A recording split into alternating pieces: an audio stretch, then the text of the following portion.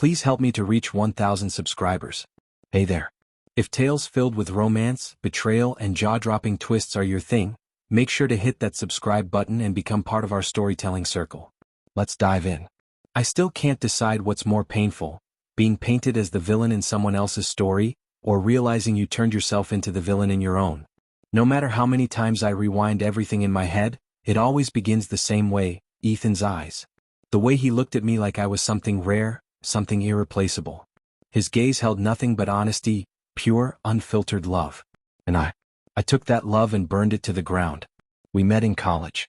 He was a year ahead, studying architecture, usually buried under piles of blueprints and miniature building models, his hair always sprinkled with bits of foam board.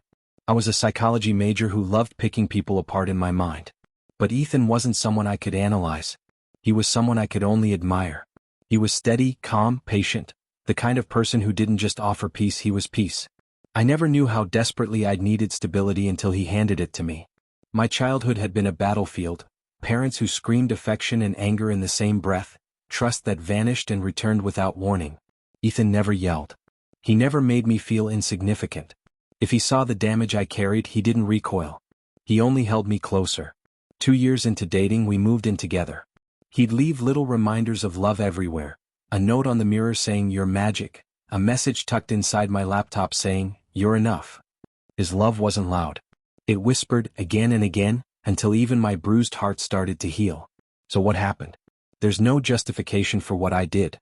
But maybe if I tell you how the cracks started forming, you'll understand how I slipped right through them. His name was Theo. He joined our company as a freelance consultant for a huge marketing project. Confident, clever, dangerously observant. He was the kind of man who noticed the tiniest details: your shoes, your coffee order, how you styled your hair, and complimented you just enough to stir something you weren't ready to face. At first, I brushed it off. I even told Ethan about him, how brilliant he was, how stressful the project was. Ethan listened calmly like he always did. No jealousy. No suspicion. But the stress built. The late nights piled up. And Theo made those nights feel lighter. He made me laugh in ways that felt exciting instead of safe. He made me feel seen in a way that didn't comfort. It electrified. One night, after finishing a pitch, he walked me to my car in the rain. Yes, the type of scene you only see in movies. He opened the door, looked at me and said, "You don't realize how powerful you are, do you?" Before I could react, he kissed me. I pulled back immediately, said I had a boyfriend. He apologized, said it shouldn't have happened. But the real damage wasn't his kiss, it was the spark it lit inside me. I should have told Ethan. I should have stepped away from Theo, asked for a reassignment, something. Instead, I went home, kissed the man who adored me, and cried in the shower. The weeks blurred. Theo acted like the moment never happened, which somehow made it worse. It gave my mind room to wander, and I kept wandering right back to him. Meanwhile, Ethan was quietly planning a surprise getaway for us. I could feel proposal energy in the air.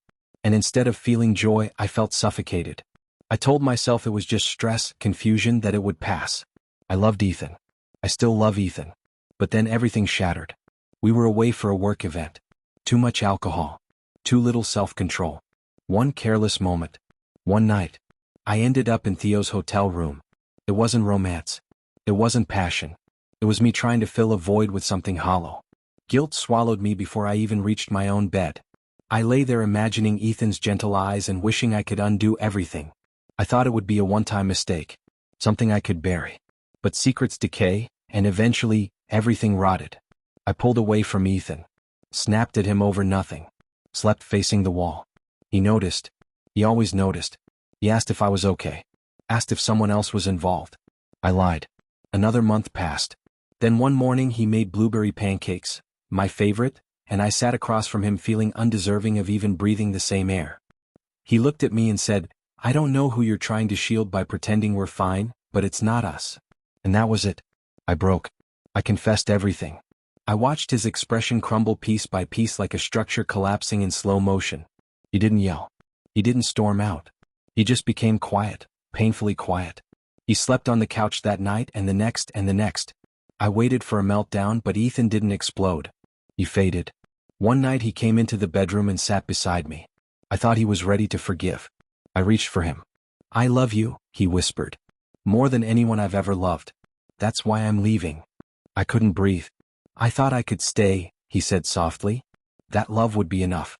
But love shouldn't feel unsafe. I begged. I cried.